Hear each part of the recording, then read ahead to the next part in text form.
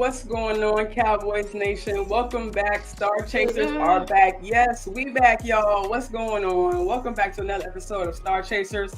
Girls talk ball. You know, it's your girl Cravin Cowboys. You know, I got my girl, as usual, Star in the building. What's going on, Star, aka my sis? What's going on? What's up, Mickey? What's up, everybody in the chat? Glad to see everybody tonight. We are NFC East champs. So, wow, I think 3 weeks ago. Hey, I don't right. Anybody? Yeah, go ahead, sis. No, go ahead, sis. People was losing hope. It was looking like after the Eagles beat Buffalo, everybody was like, they gonna win the East. You know what I'm saying? And then the Eagles lose. What was it? They lose how many of their? They lose 5 of their last, or 4 of their last 5. Well, so now it's 5 of their last 6. Mm-hmm. Yeah, but now they're 1-5. Yeah, exactly. Yeah, they're 1-5 because they it's crazy just to see. You know, they always talking about us choking in the moment, or us having self-implosion and things like that. Hold on. You say, can you hear me? I think my headphones. Hold on. All right, well, let me go ahead and let's start. I hand her headphones, but yeah, as they always talk about, Cowboys having self-inflicted wounds, at critical moments. It's just crazy to see, just the Eagles just kind of have self-inflicted wounds, kind of just implode amongst themselves. We see, unfortunately, Jalen Hurts go out. We see AJ Brown go out. Unfortunately, at bad times. I didn't exactly see the injuries. Jalen Hurts went out. But yeah, they were saying his I don't know. I think second quarter, his hand or his finger popped out. I think like his middle finger or something like that. Yeah, and I think they brought in Mariota. Yeah, I think they brought in Mariota like late second quarter or just before halftime, something like that. So yeah, 2. And I think they said also Cam Jurgens went out. I think with something happened to his like an eye injury, and as well as there's not their safety. What's his name? Blankenship. I think he went out too with a groin. So they had some major injuries, and prayers to them, for those things that happen so late in the season that's horrible over there. Damn, Yeah. I feel a little bit bad for the Eagles, and I hate the Eagles, but I said today, listen, I hate the Lions more than I hate the Eagles. So that's I just saw that tweet from you. That's crazy. I can't see the Lions. Like I was like, I didn't really know that I hated y'all, but y'all seem to this shit that y'all pulling. I'm like the Eagles ain't never cried like this over no problem. Right. The next week, Star. Still the next week they got the lineman reporting that's eligible to catch the like that. It's like the old ex who won't let it go. Like really, it's a whole new week and you still like just let it go. Like they're just a bunch of bitches. I was like, fuck Dan Campbell because y'all play dirty. Y'all trying to injure Dak. Aiden Hutchinson, right. All of them. I don't give a f about none of them. Like I don't appreciate that. Like, and you tried to, and you like, and for you to, I mean, I guess you had to admit to it because I'm sure everyone was wondering about it. But you admit to trying to confuse us, to have your lineman go to the line. So literally, and then you got Jason Kelsey. Like, shut the fuck up, Jason. Sorry, excuse my language, but shut the f up, Jason Kelsey. Please. The guy that you've been cheating for I don't know how long. Y'all's whole scheme last year was off of manipulations of NFL rules. Correct. And you're the one that needs to be going and like, yeah, actually, it was a legal formation, and boy.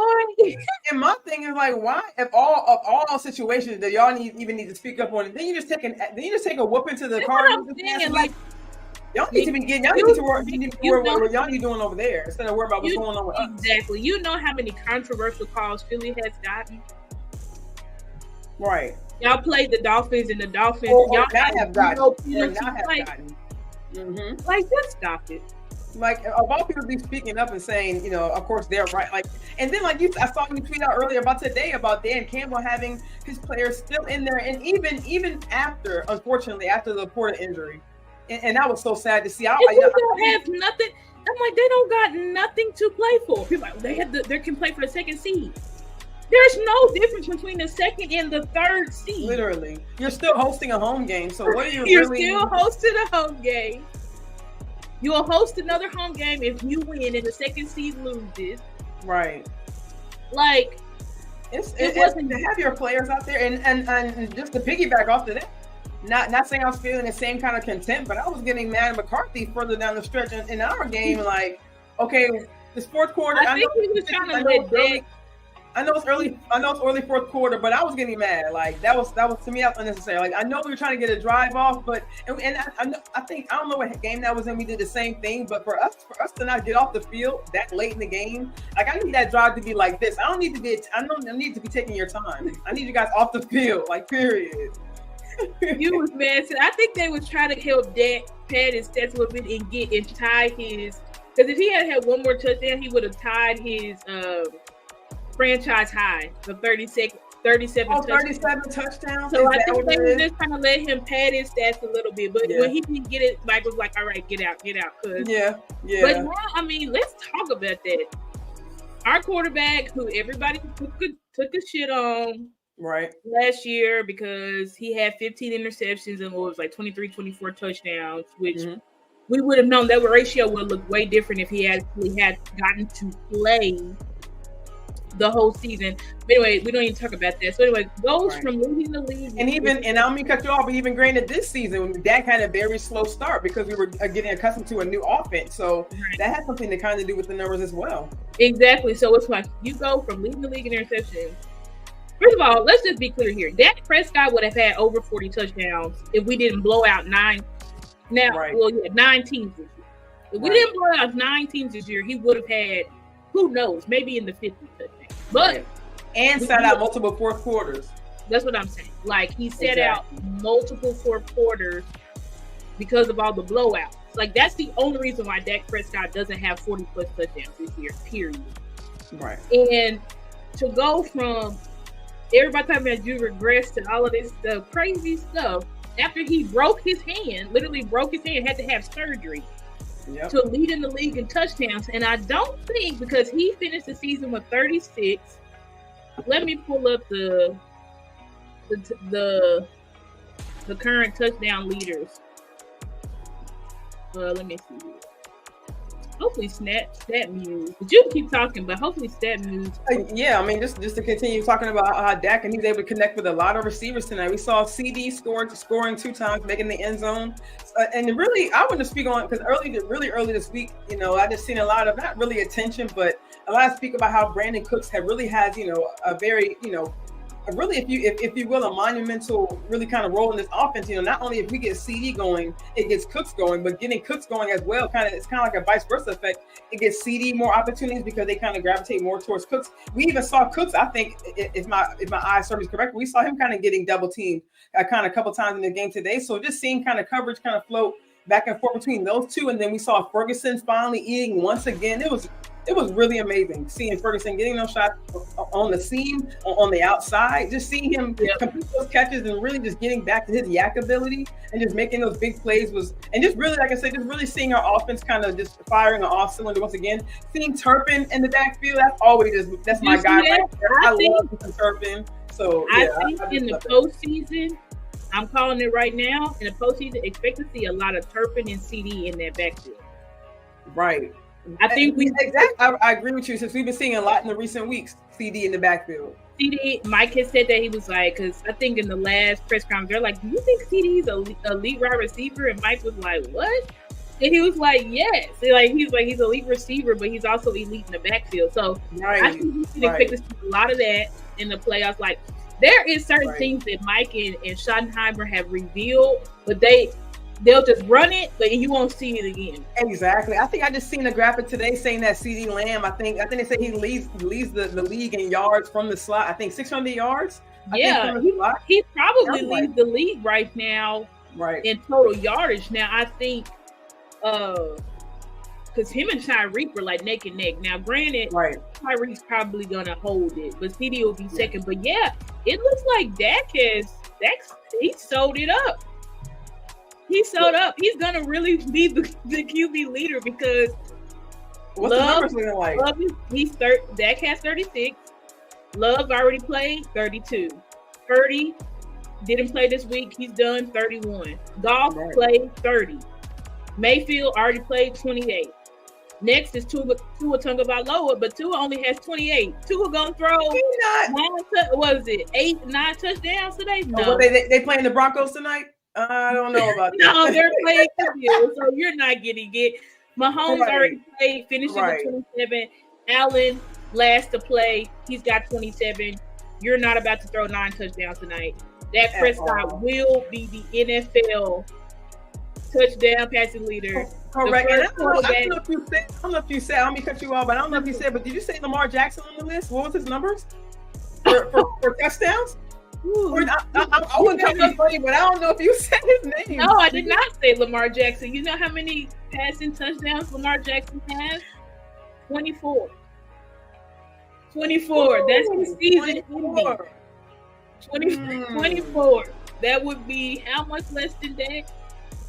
And that's crazy. And we were just talking about how many fourth quarters he sat out. But okay, they're just numbers, Star. They don't, numbers don't lie or anything. But it's crazy. None of these quarterbacks will be touching Dak Prescott. So Dak Prescott will lead the league. He'll be first in touchdowns, and I think he'll probably be. I think he's leading in yards right now, but I think after tonight, Tua will probably, unless Tua has a meltdown, Tua will lead in yards. Well, Dak will be right after. I mean, it's possible. I mean, I think I saw earlier today, just kind of watching some pregame stuff that the Buffalo Bills had at least 11 games with 3 sacks or more this season. So Tua under pressure, he's missed some throws. He does take some sacks, so. He could. I'm not saying, like you said, I don't know if he's going to have a meltdown like that, but going a defense like that, that's hungry, that's fighting for that division title, we can see some things. We saw some things in the early window. I don't know if you watched the early window, Star, but and even the late window games, like anything can happen. I saw you tweeting about it, and other people tweeting about it too. That Jags game was insane. Like just seeing the flip flop of this last year. The Jags, We saw, I think, last night with the Colts not getting anything going offensively, and then those are your last few plays. It's like, and I'm not saying that I thought that was going to happen with the Cowboys. But we see that's a very possible scenario with no matter who you are. And we always get to talk about it, but you see the other team will get the same criticism, and those are going to be some prime examples tomorrow morning when we're bringing up, imploding, self-implosion situations. Yeah, I mean, you're talking about, and then look, so Goff, Dak is likely going to finish third. Yeah, he's going to finish third because I think Tua only has to get like 100 and something yards tonight to beat. Yeah. So, because 516 is what? Hold on, let me do some simple math. Yeah. 516. Hey, shout out to everybody in the building joining us, and everybody listening on YouTube, on Twitter. Just make sure you give us a like, give us a retweet if you're listening. We just have giving our post-game thoughts. We just hyped up to see our boys once again win that title of NFC East Championship. Right. NFC East champions. Yeah, I mean, and when you talk about it, like this game was but it looks like Dak is gonna finish third. It'll be Goff. In yardage, you said? Huh? In yardage, you said? Yeah, he'll finish third in yards. Okay. He'll finish third in yards because everybody else has played. Because right now Goff's leading, but Tua only has to pass 65 yards. He's gonna get that. He only got to pass 65 yards to pass. He'll probably get that in the first drive or something. The first quarter. Probably, yeah. And then he only has to pass. Then he only has to get 124 to pass Goff. So Tua will lead, and then it'll be Goff, and then it'll be Dak. Yeah. I don't know what I'm trying to tell y'all. If Dak does not win MVP, because Lamar Jackson now, you don't even have you have one game over Dak Prescott. What would be the reason to give it to Lamar Jackson? Right. Dak's the only quarterback this year that has had 4 games with 4+ touchdowns. Mm-hmm. They'll be leading the league in touchdown passes. Has the best touchdown to interception ratio. And then rest of his stats is either 1, 2, 3. Right, exactly. Like these other quarterbacks is maybe 1, then 5, then 10. Then it's like, come on now. Like, but if they don't give Dak MVP or first team All-Pro, They do not give this man enough credit. Like just like you're saying, Star, the way he played tonight and just really how he played all season. Like just for Dak to be able to pull this together and really rally the team together, like and get his playmakers involved. Like you said, we've seen Cooks getting involved, we've seen Tolbert getting involved, like getting these guys confidence up. Even Hendershot, granted it wasn't an offensive seat. Even seeing Hendershot, let's talk about special team play, sis. Let's talk about players. Our players have transcended and peaked at the right time. Let's talk about it on the offensive side of the ball. Like you said, Tolbert, he's been showing up for weeks now. Right, at very clutch moment. He's ready. Brandon Cooks and that connection's ready. Right. Dak and CD, that connection's ready. Dak and Ferguson, that connection's ready. Then we go today. Tony Pollard decides to have his best game of the year going. Exactly. Offensive line, no sacks. TP is a top 12 rusher. He actually made it over 1,000 yards. Sis, look, what's going on? What's going on, everybody? Welcome in the building, everybody. We appreciate y'all. Thank you so much. Thank y'all for joining our show. Thank you so much, Boss. If I don't know if you're in the building, Boss, we appreciate you. Thank you so much. Thank you. Jay Worthy, my brother in the building. What's up, fam? How you doing? I appreciate that. But we appreciate everybody coming through. It's just crazy, like the connections. Number one, the connections, Dak has got those solidified. Then you move on to the defensive side of the ball. Jordan Lewis playing his best football. Donovan Wilson playing his best. Did you see that? I don't mean to cut you off, but did you see that turnover? When Jay Lou got that first turnover, I'm like, yo, Jay Lou's having a year. Look, shout out to Loki having just a bomb-ass year, man. Jay Lou is really turning it up. And he was on this past week, he was on first, I think it's called First and 10, the Cowboys show, and he was talking about just everything he's been through with the offseason, coming back from an injury, having just really a 180 moment, just being able to turn up once again against the Lions, being able to get an interception. He's from Detroit. He said he went 3-0 that weekend with the Pistons winning in basketball, and I think another Detroit franchise turning up. Like he really had a hell of a weekend, and here he comes again with another interception, just really once again making his mark on the game on this defense. Another turnover. Donovan Wilson, 2 turnovers in 2 weeks. Right. Donovan Wilson.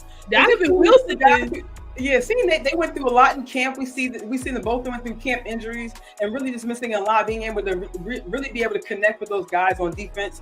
And we had those questions coming into the season of whether they'd be able to step up. Donald kind of came in kind of iffy, kind of. I don't want to say missing plays, but we just kind of question we're really going into making those tackles. We didn't see that. Missing tackles, missing angles. He was not. Let's be honest, he wasn't playing good, but for him to start trending up. Right. Like you said, at the right time. At the right time. That's the key. Trending up at the right time. Yeah. Bland hadn't had an interception since the last Washington game. We talked about the last week, Star. We talked about that. We didn't talk about that. We said we think he'll get another one. So he's about turnovers and sacks. Right. Turnovers are huge. He's officially going to lead the league in interception. Yeah. With 9 on the year. I mean, I just don't know what else we could really say, but that the Cards seem to be in our favor and things seem to be right. And literally, Star, the Cards just seem to be, taking care of our rivals, even when us acting, shout out to the Cardinals, Yeah, I mean, and thank you, Bounty Hunter, for subscribing. Yeah, we appreciate you, fam. I mean, the Eagles are having a complete. Okay, I don't mean to cut you off. Since they said he had one against Seattle. That Bland had a pick in the Seattle game. I forgot about that. Oh yeah, he did. You're right. You're right, JC. Yeah. So I forgot about that. You're right. Yeah, appreciate you. But I don't know. Like, it just seems like what you said. Things needed to fall our way. The Eagles are imploding right now. Right. They just, like you said, they're getting hit with injuries bad. They're playing bad. Right. They just got whooped by the Giants at home. The score was like 0-24 at halftime. They're having a full on meltdown. Correct. And like we expected the Eagles to fall and slow down because we could see through their wins. It's like you guys are barely winning against bad teams. But I don't think anybody predicted that they would have this full-on, complete meltdown. Exactly. Like it's just a way that, and not to speak too much on the Eagles organization, but like, and we always talk about how mental mistakes. We were talking about that with our squad last week. Those mental mistakes, just those small mistakes, can have that butterfly effect. We see it having the effect not only on the field but in the locker room. You know, they're making these these big media. Oh, AJ Brown's having a conference at his locker. What's he going to say today? Or he's not speaking to the end of the week. It's like. That's kind of, and that's one thing I love about our boys this year, Star. And I kind of see the same thing with not the same thing, but and even with Jamar Chase kind of talking a little bit out the mouth, like guy, like not saying the Bengals didn't have a chance, but you're not really making a run. Jamar, and it's like is that the type of stuff you want your receiver saying when your quarterback just took a team friendly deal, and you talking about I don't know how much he gonna get paid, depending on how much I'm getting paid, like right. Like, what kind of energy is that? Like, are you mad at Joe Burrow? You don't believe like you're losing this team? Y'all was just in the Super Bowl. Like, I was just in the AFC Championship last year. Exactly. Like, that attitude is weird. Like, that's what I'm saying. Yeah. I just thank God for the players that we have. Yeah. That's all I'm saying. Because we also, like you always been saying, Mike McCarthy also just bringing that culture to the room that's not about that one person. Let's talk about our coach. Yes, like 3 years. Right, 3 years in a row. 3 years in a row, y'all. Double-digit wins, 12 wins, back-to-back seasons. And also just not only, and I kind of saw this question kind of posed, and shout out to Boss Cowboy. I saw this question posed in the show the other day about, have we really grown as a team, really capping off at 12 wins 3 years in a row. And I just seeing the team progress, not only, of course, it may not look like progression record-wise, quote unquote, but just seeing the growth of the offense, just seeing how much we're able to actually spread the ball to our playmakers, and that it actually makes sense to them. They're able to connect, like you said, at the right moments, at the right times, to be able to make these big plays. And not only are they making these plays, but they're also learning from the good and also learning from the bad moments as well. We saw Licky making big block, big block, and I like what they're doing with Lippy because they continue to build his confidence just because he's been key. Right. He's blocking in this running game. Exactly. Yeah. So it's like, even though he had his moment carrying the ball and he kind of wet the bed, what does the good coach do? You accentuate what a player is good at and try to build their confidence. And what has he been killing it at? He's been killing it in the run game. So it's like, keep doing that. Keep using him. Right. Keep building up his confidence, letting him know, hey, we trust you. We believe in you. You're making an impact on this team. Like, our coaches, our team, what I wanted to see from our team is that they could go in, they could dominate. And even when Washington was playing hard in that first quarter, right? They blocked Who knows? I don't think Washington probably had blocked the kick all year. But that's what happens when people play the Dallas Cowboys. That's what y'all don't realize. Like, they block a kick. Okay. All right. They're blocking a kick. But you saw the effort that we prevented a touchdown, right? Because they could have scored. Yes, that was got 3 points. I think. No, did they get a touchdown or 3 points? I think they ended up getting. I think they're getting 7. I think they ended up tying at 7. But even so, like, still the effort to say, well, don't just allow them to get a touchdown. Like, try to stop them. So special team stops. Yeah. Then tip ball. They're trying to, tip ball ends up in interception. Shouldn't even have been an interception. Even Greg Olsen said you should just put an asterisk into that because that was not Dak's fault. Obviously you tip ball it, whatever, that happens. Exactly. And from that one player, he's all over the place. Mike says, okay, y'all want to play this game? We're going to run the ball down your throat. It wasn't 2-3 plays later. He out of the game. So, man, it's just showing that this team, what really excites me is that this team, in years past, when this team is in this position, you're in control of your own fate. Just win this game and you can win it. You can do this. They had 10 to come up short. But this year, they did not come up short. Yes, facts. And I love that you said that because the last few years, and that's really what we always just wanted, just as a team, as an organization, just wanting to be able to control our own destiny. And we saw that talk a lot within this past week of us being able to, of course, before the win, us being able to be able to take the number 2 seed and just like and really a full circle moment as well with the theme presented by Mike McCarthy early in the season with a Carpe Omnia season. Carpe Omnia, talk about. I was thinking about that, but I forgot about it. Yep, Carpe Omnia. Exactly, and right is the moment. Like, and it starts now. Like the guys been saying all week. This game was a playoff game for these fellows. We saw Zach Martin talking about it. We saw Dak Prescott talking about McCarthy. Even said some things like you mentioned him having different plans for different players. Like these guys went, and I'm glad for these guys went in here with the correct mentality, with the mindset mentality. That's the key word, correct mentality. Exactly. Dak didn't even wear the NFC East championship hat. Exactly. He kept on. He kept on that. He told Aaron Andrews. He said, "Listen, we got bigger goals. I ain't putting on that bitch ass hat." Right. No. Like these players are in a different mode. Like D-Law, he's led one down, 4 to go, baby. Like, what's up, Steve? How you doing? Steven? What's up, everybody in the chat? Like, of course we gotta see, but. Yeah. This game, if I could print it out, this is exactly what you will want to see from your team going in the playoffs. I agree. Bring it all together. Do we have answers to these questions? Yes, we do. Right. Go ahead. No, go ahead, sis. No, I think just saying, can we run the ball? Can we stop the run? I would just want to get on next. We haven't talked about yet. The run game. Can we get pressure? Right. Michael Parsons finally breaks his sack leading record and gets 14. We hadn't been getting sacks like that, but Dorrance Armstrong got a sack. Sam Williams. Let's not even forget Dante Fowler.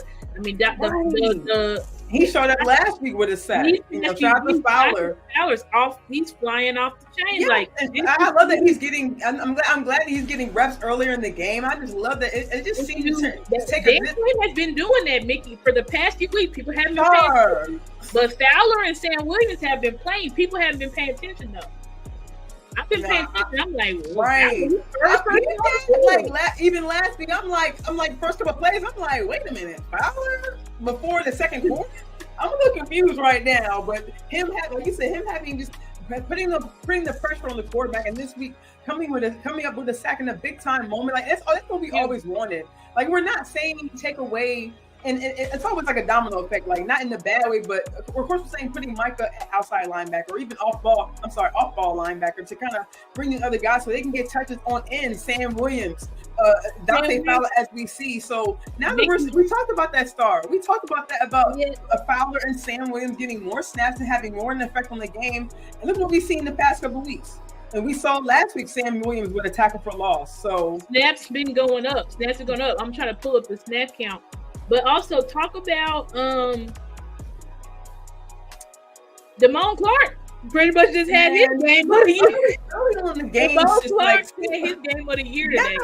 Yes. Like, and I don't know if these guys just find like niches, maybe in division games, because Deron Bland always just seems to get interception against Washington. Clark's, I guess I'll say, one of his best games this year. But before this was the Washington game when we played them at home. We saw Clark just really everywhere around the ball when he was on the field. Like we saw him making the tackle for loss. We saw him just jumping around out there, just kind of keeping an eye on the ball. Really just being kind of that nose, kind of really that nose hound for the ball. We've known him to be, even last year, and really, making an impact. And just seeing him kind of get back to form a little bit, like you mentioned earlier, Star, really at the right time. Like it's really the perfect time for these guys on offense and defense to really be clicking, really on all cylinders and understanding each other where each player is going to be on the field and being able to communicate with each other and just really being able to create, not only a great game plan, but like we talked about earlier, just having the mindset, just really uniting, as a team at the right time. And, I saw a tweet earlier about at the right time. Exactly. I saw a tweet earlier by Patrick No C. He said that the defense is defensing as a defense. And I'm like, I know it's going to be funny, but that is so true. Like, that's true. They're all on one accord. It's fire. It's straight fire. They for sure played as a team today. What's up, Dylan? How you doing? That's what we wanted to see, Can we play? I'm trying to bring up the defensive laws, but can we see them play as a team? Because when we were versus the Giants, everybody was saying like it seems like it was more of like our defensive players making like this Herculean effort, over Right. the defense is like kind of really playing as one unit. But today, you saw the defense playing as one unit. And if y'all watch, y'all should watch Big Time Hank.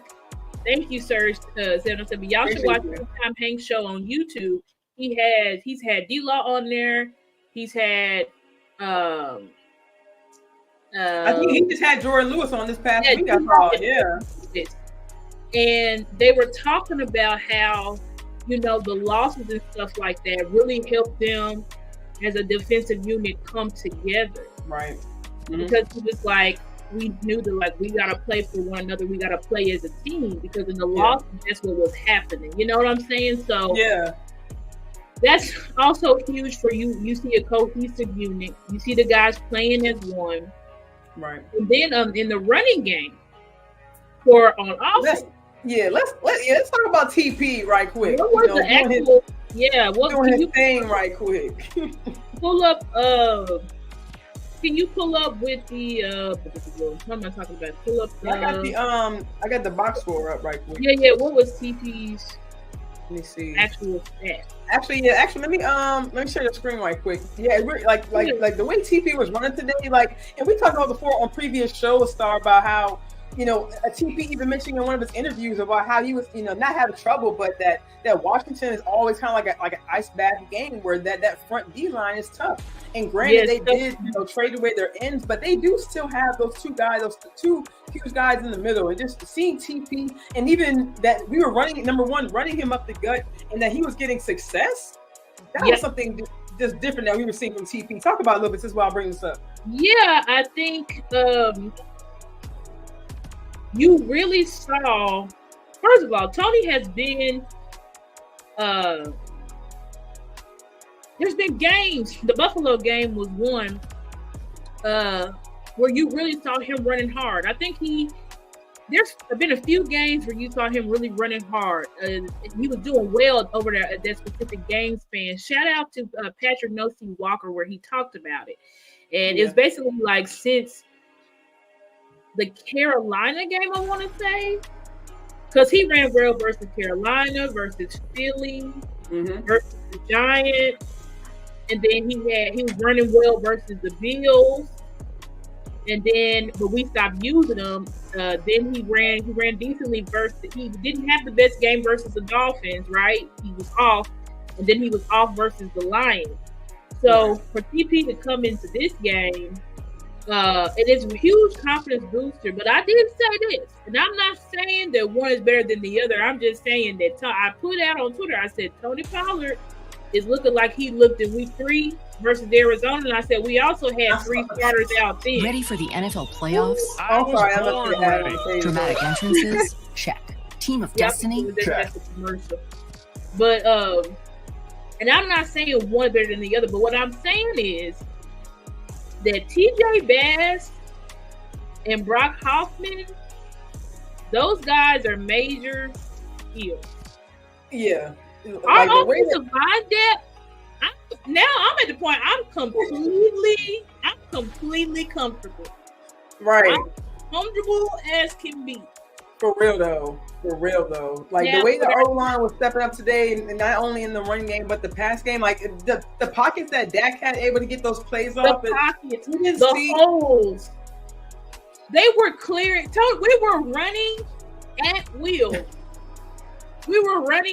will. Correct. If it wasn't for that one linebacker, I think his name was Kaliki Hudson, he had a few stops. But if it wasn't for him, I mean, Tony Pollard likely has a career day. Right. As we saw, I just had a second ago, 17 carries for 70 yards. I don't know if we've seen him. I don't know what his highest yardage was this season, but what was his average? Let me see. Let me look it up. Yeah, look up his average. I'm trying to see if I can not have that ad come up, because that was wild.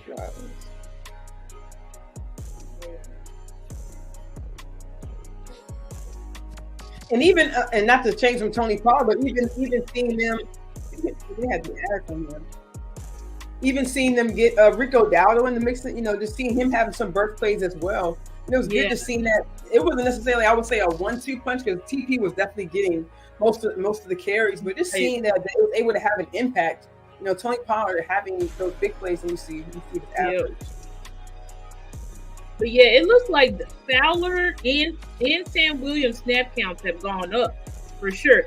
I mean, Sam Williams went from, what week is this? 7 snaps in week 16. Last week he had 16. 7? Wow. Yeah, last week crazy. He had 16 snaps. Fowler went from 12 to 14. So he's pretty much been steady, but I think, you know why I think these guys are getting more snaps? Yeah. Is because, Micah, see, we have the solution, guys. So I want people to be on alert because I know, shout out to Keystone, I don't know if he's watching, but as soon as we found out we playing the Packers, he sent me a picture of Aaron Jones, and he said, we better watch out for him because Aaron Jones does always give us problems. But I said, y'all, we figured out the solution to teams who want to run on us. Right, and what's crazy is Aaron Jones has really been having like an up and down year. So it'll be interesting to see whether or not he gets up for this game. Right, but our solution to that problem is Micah Parsons in the middle. We figured out the problem. Like, if you want to sit up and say, I'm going to just run at y'all all day, you're not going to do that because we now have a solution to the problem. That's the difference. We're not going to sit up there and we're not going to have another game where Micah's just going to stay at edge. But now, even if Micah plays at edge, he now knows how to stop the run at edge. Now we have our run packages where we have Chauncey Golston out there. We have Big Hank out there. Like,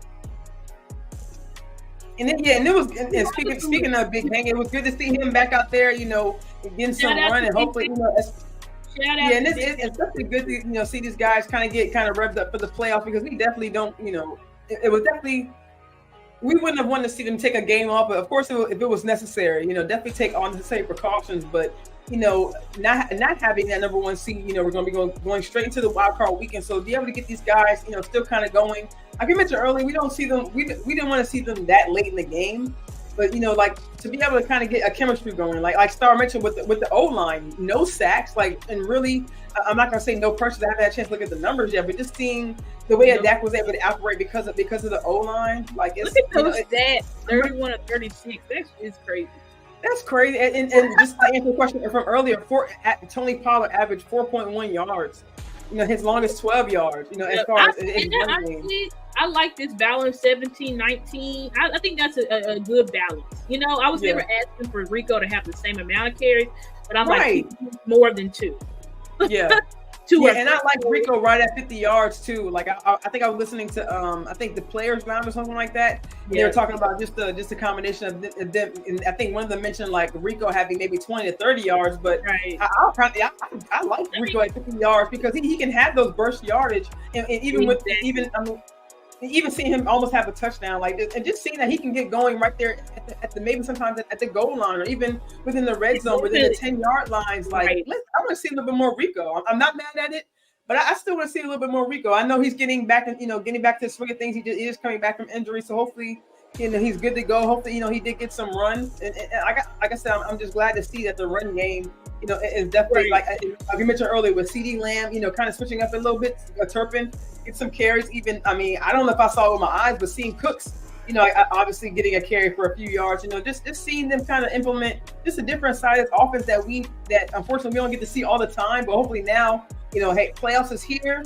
as we saw with the Washington, you know, doing their thing. Granted, they didn't have anything to lose, but it's time to empty the bag now. Let's see what McCarthy, you know, has been. Let's see what exactly.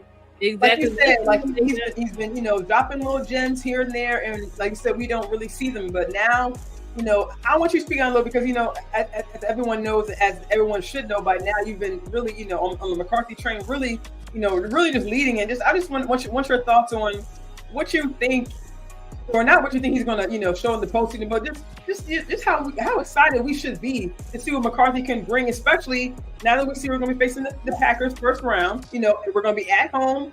We're going to have the advantage of communication. Just talk about it a little bit, and what's your thoughts on that? Yeah, I think this is exciting. For one, we got to give Mike McCarthy all the praise and the accolades because he is the first coach in Cowboys history. Yes, over Tom Landry. Yes, over Jimmy Johnson. He's the first Cowboys coach in history to have three back-to-back 10-win seasons, 10-plus win seasons, and postseason, going to the postseason. I think in like their first 4 years or something like that, right? Mm-hmm. So Mike McCarthy, and if you looked at Mike McCarthy's tenure in Green Bay, that's pretty much all he did was win until like the last couple of years he was there, which I think things just started falling apart in the organization, him and Aaron and all that type of stuff. But, you know, when the Green Bay Packers were hot and they kept sending our asses home, that was Mike McCarthy's team. So I think that we should be very excited because Mike was tested today, right? He was tested. And I like that Mike stayed with our offense. And he stayed with our offense. But I think the flow of the game also helped him, which I think is great, right? Because he also matched aggressiveness as well. I like that as well. He started off. He stayed with the run so that we could continue to establish physicality and dominance. Yep. Those things were happening, right? The blocked field goal and Dak interception, tipped interception. That could have made Mike McCarthy really shrink back. But he did not shrink back because he learned from his previous experiences early in the year. You play not to lose, you lose. Right. So shout out to Mike McCarthy because I think he did a phenomenal job. I think shout out to because he's established a winning culture as a Dallas Cowboys head coach. I don't care what you say. There's no way in hell you say Jason Garrett is better than Mike McCarthy. Just stop. He really has. Just cut that out. And there are not many coaches in the NFL that you can say is better than Mike McCarthy. Mike McCarthy is like number 12 in wins in NFL history as a head coach. Wow, I didn't know that. Like, it's crazy because as of last week and the week before, I still seen comments and people were just going crazy. Oh, Mike McCarthy on the hot seat. How he plays in the postseason will determine his head coaching. Like, come on, y'all. Like, listen, I'm not gonna say. I put out and on Twitter and I said, listen, as much as it pains me to say it because I love Mike, I love Big Mike. I put out my series why Mike McCarthy is taking us to the Super Bowl. I did all of that. I did see that. I love Mike McCarthy. I believe in Mike McCarthy. I've done a deep dive into Mike McCarthy to say why I love him, why I support him, why I think he's a great head coach. But I said, if we end up getting first round or second round exited or say we lost today, you have to consider some things because it's like, Mike, we brought you here to have these boys ready for the postseason. So if we come to the postseason and we fall apart, that's a reflection on you, buddy. Like, you can't blame the front office. You can't blame the players. I have to blame you because if we lose in the postseason, that means that you and Dan Quinn got out steam because we know our talent is up there with the rest of the league, the best in the league. Right. We know our talent is up there. Right, and just like Tyrone said, to add on to your list of shout out to you and Big Show, no excuses. That's really the thing we got from it. Like Tyrone said, they control the field too. So, like you said, they got the coaches, they got the players, and now you have another layer added to it. You got home field advantage. You know what I'm saying? So now, what are you going to do? Like you were saying, Star. Like now, so now what are you going to do? Like everything. Not saying everything laid his way because and that's one thing I kind of took from this game and really from the season. Our boys just, we kind of talk about these guys facing adversity and how well it does for their mentality and also, really for the morality of the locker room as well. Like you mentioned earlier about the defense kind of getting closer over the losses and really just the team, the organization in itself kind of joined together. Everyone having Dak's back this season. With them showing support not only on the field. Talk about it. They had a lot of support, and I think that fueled because it just kept making the bond closer and closer because exactly. It's to, this is my brother, blah, blah, blah. But to go on your own platforms and to continue to speak, not just Micah, but D-Law, Hank, you have been doing that. Brandon Cooks have been doing that. Stephon Gilmore. Right. You had Jerry.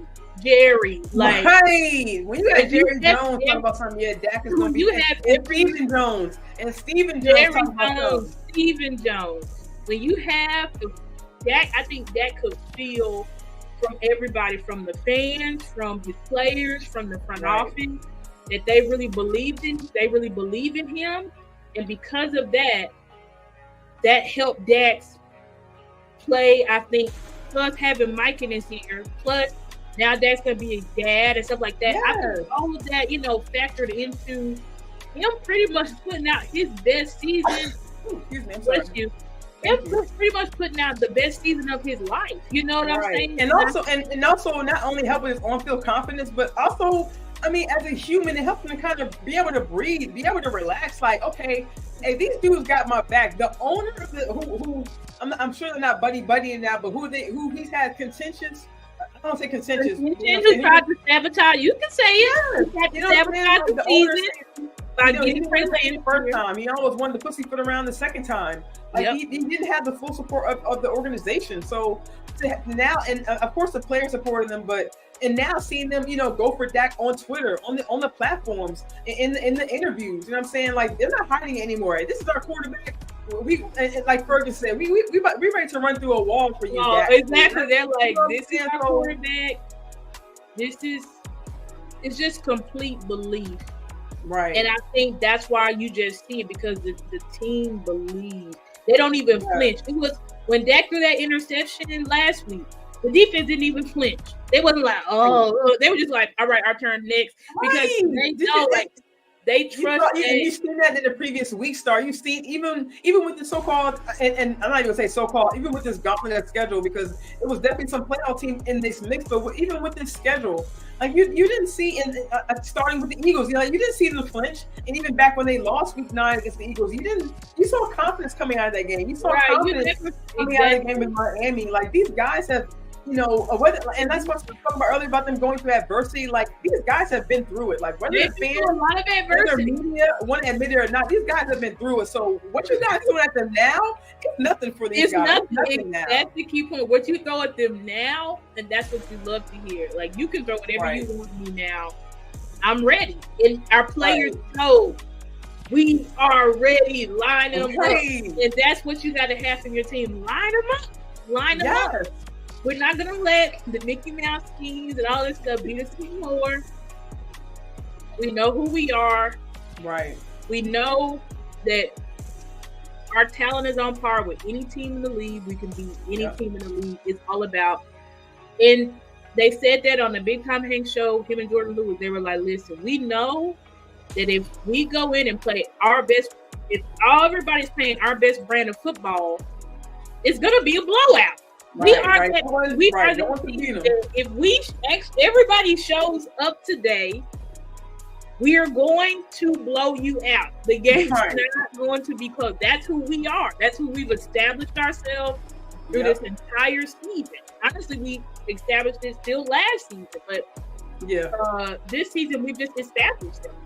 So it's all about our players seeming like they're all on one accord. Everybody knows the main goal, the main focus. It is to win the Super Bowl. Not just go to the Super Bowl, but to win. Exactly.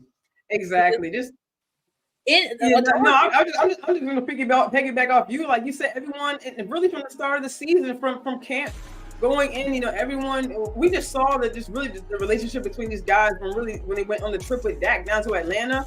Them spending off-field time, but even to them flying with Brandon. I forgot about Atlanta, everything. Yeah. Right. Like these guys work.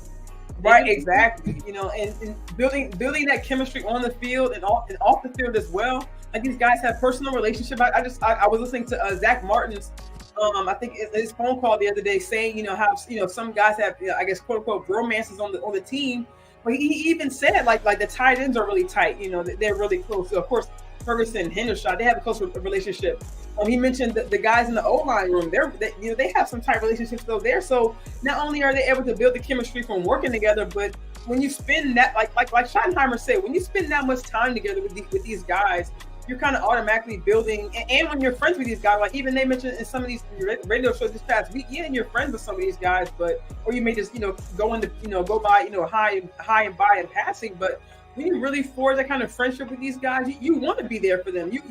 They want to be at Jordan Lewis's door saying, "Hey, man, stay in touch with us. You still on this team? Like we still riding for you," and that builds their confidence. Yeah. Not only just on the field and off the field, they know that they have each other's backs, and that like you said, they just ready to show the world. They ready to show the NFL because nobody's expecting the Cowboys to win. Nobody's expecting us to win. Like everybody has been calling in. It's gonna be the Ravens. The Super Bowl is gonna be Ravens versus 49ers. Ravens versus 49ers. That's what they said at the beginning of the season. That's what everybody still believes. It's gonna be Ravens versus the 49ers. But we're gonna see. And our team, you have a chance to prove. You have a chance to disprove everybody's thoughts and feelings and narratives about you. You have the chance, and I appreciate the Cowboys showing up today to do just that. And that's what you want to see. Like I said, it just was what we needed to see, what we wanted to see from our team going this season. Right. And as big game James and I said, yes, the Packers are a talented young team. Jordan Love is putting it together, right? He is putting it together. This is a very good young scrappy team. Yeah. But Jordan Love is not Aaron Rodgers. That is not the Packers defense from 2016 or 2014. Those are not the weapons. They don't have Devontae Adams. Like, these are a bunch of young guys who are trying to build and assign who they are. Yep. Like, the playing field is level. We don't have to go through Tom Brady. We don't have to go through Aaron Rodgers. We don't have to go through Drew Brees. We don't have to go through those guys. I'm with you. The playing field is level. That's why we said, like, really this year, barring catastrophic injury or some horrendous call by a ref or something. Right, exactly. This is the year. This is the year to seize everything and do it all, and to establish yourselves as we're now the mid 2000s. Yeah. One of the teams to beat. Right, I feel you. I feel you on that start. I 100% feel you on that. Exactly. We're the team to beat.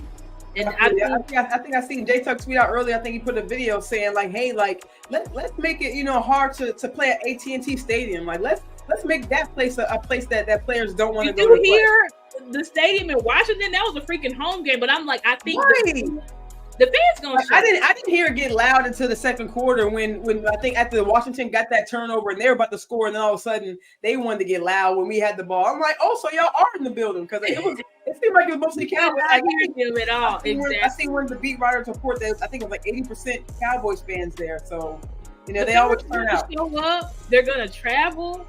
If we get to the NFC Championship, that game is gonna be crazy. Like, don't worry about it.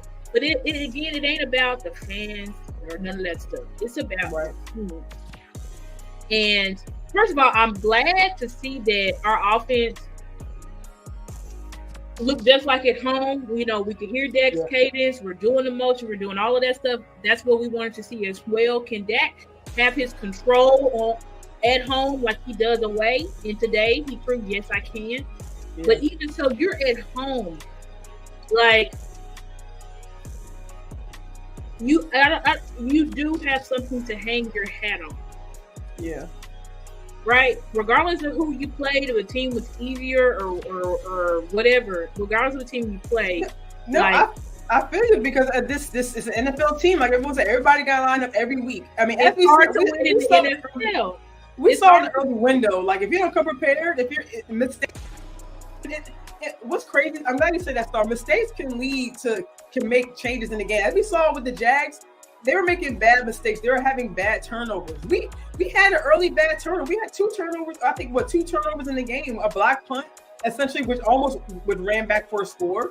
You know what I'm saying? Which they were able to capitalize on. But I'm just saying, like, the point is, like, those mistakes that could have easily, just stacked up. That could have easily just been a butterfly effect. You know what I'm saying? So like everyone says, everyone has to line up every week, and like any given Sunday is a real thing, as we saw in the early window. So, you know what I'm saying? So, yeah, granted, we can go in thinking that should have been an easier win, but us going through adversity in the game early, and it's showing the boys were able to stick it out and overcome the adversity, but also to be able to continue to score points, continue to get back to where they were kind of, you know, they did have some drive that didn't go the way that we especially wanted, but for them to be able to still have drive, you know, go to Brandon Cooks, you know, down the field, be able to get the CD Lamb still involved. Like Josh Allen has already thrown 2 interceptions. Wow. Yeah, and Josh Allen faction. No, shut up, Dan Orlovsky. He is not. Woo, look, that's the number 1 fan, ain't it? I wonder what he's saying right now. Mr. What? Josh Allen can also get back throwing into the interceptions. Tua also throwing interceptions, so but whatever. Wow, it's we'll see what happens, but I think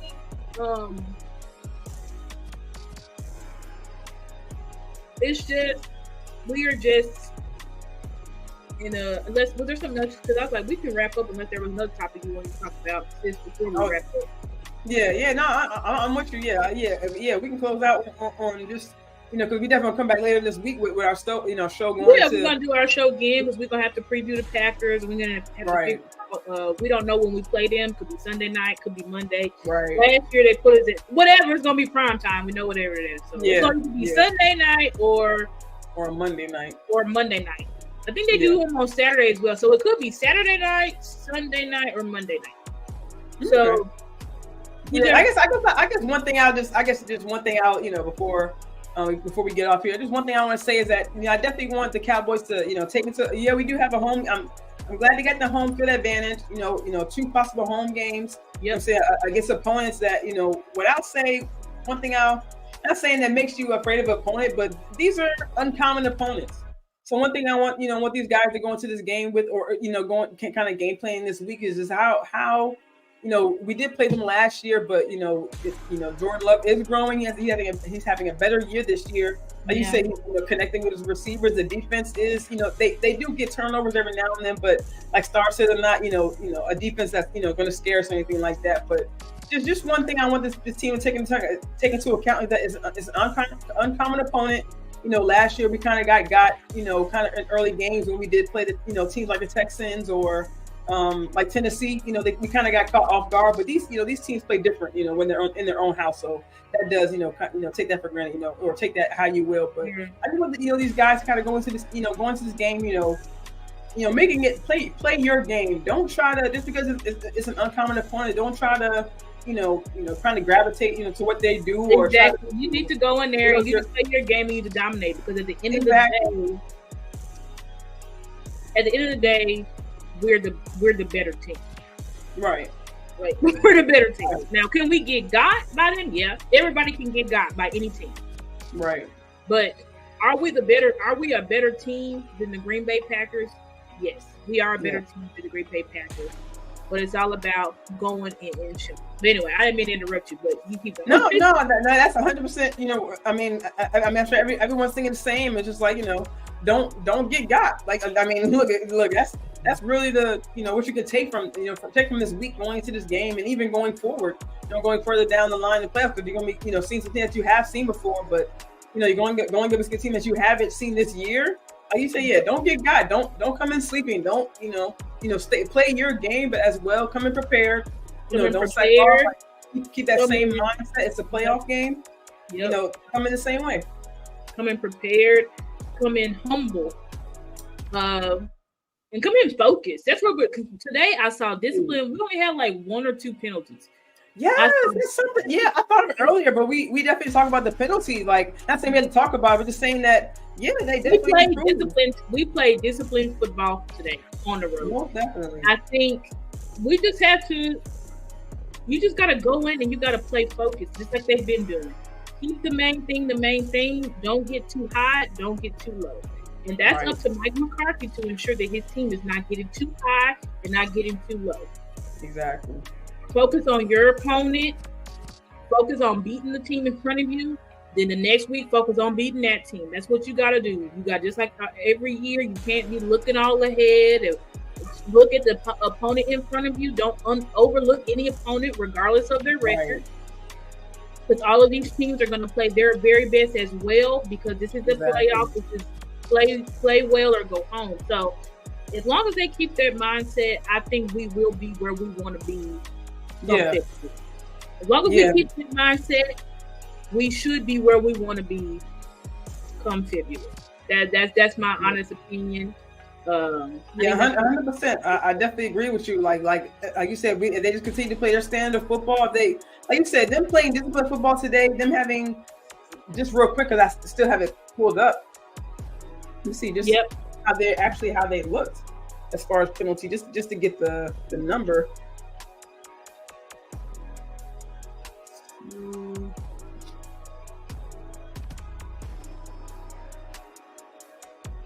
Yeah, 2 penalties for 20 yards.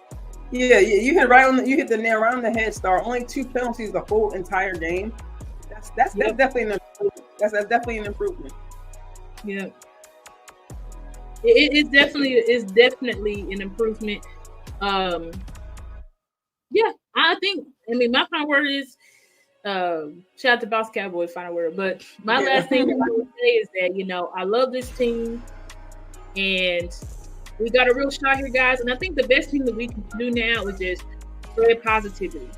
Don't let the Romo era PTSD get you down and cause you to be negative and not believe in your team, because we're fans. At the end of the day, do exactly what Mickey said, Jay Tuck said. Go, if you have the money, go support your team. If you can't support them at AT&T, have parties. Do whatever, but support your team, fully believe in your team, rep your team. Right, and show them that, like, hey, we have Twitter now. Hey, active player, show them how much you are supporting them. Exactly. Send positive vibes, send love to your team, because they need it. You know what I'm saying? Positive vibes, positive energy, all of that stuff matters. This is not the time to be getting first round and we suck and this and that. Like, stay believing in your team, because if I know that may sound like quack science, but it's not. It really goes a long way. Positivity goes a long way. Believing in your team goes a long way. Yeah, like McCarthy said in his post game conference, like, look, don't feed into no narrative. Like, he even said, like, I'm not even gonna look into the whole story y'all made of it last year. Us going, because y'all made it a story last year, and the game was too emotional. It was too emotional. Like, now it don't matter. We're playing. I don't care. Like, play who's in front of you and beat them like we know you can. And y'all just gotta continue to push that to the team. Like Nikki said, they're on Twitter. They see what we say. So push positive vibes and, like, go out and support. If you can go to a game, I went to a game this year. I loved it. It was epic. I had a great time. I went to the Seahawks game. It was live. It was high energy. There was highs and lows, but ultimately, after that game, then Dak can hear in his press conference, MVP, like, exactly.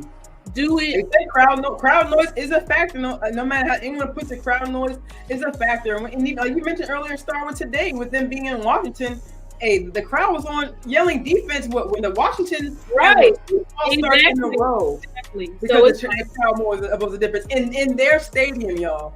So like she said, if y'all got the means, you know what I'm saying, get out there and support our team, because like you said, it goes a long way. Them taking daps from the fans on the sidelines. Hey, it means a lot to them. Yeah, it means a lot to them. So go out, support the team, believe in your team, because the team needs it. And I think that should be it. I think love and appreciate everybody in the chat. Please make sure y'all like the video. Please make sure y'all subscribe to our YouTube channels if y'all haven't already. Please donate to our channels. Y'all see our cash apps right there on the screen. We appreciate everybody in the building coming through. Post game, just one of our, we just want to give our reaction. Last game of the season. Last week of the regular season. We got about 3-4 more games ago, y'all. Yeah. So we're looking for that week 20, 21 win in February. So just keep supporting our boys down the line. Keep supporting us as we, just try to get this content out to you guys. Continue to support the show every week. Hopefully we'll have more post-game reaction shows, but every week, Wednesday, with 8:30 Eastern, 7:30 Central Time. StarChasers, Girls Talk Ball. We gave you guys about an hour, hour 5 of some fire content. So just like she said, like Star said, hit the like button, hit the share button, retweet, just give us a share. Thank you everybody for your support coming through. And we'll catch you guys next time. Peace out, y'all. And follow me also on my social medias. The links are down below in my description. Yes. Yeah, man. Everybody hit the share button, the like button. Follow us on all platforms, and we'll see you guys next time. Yep. Y'all.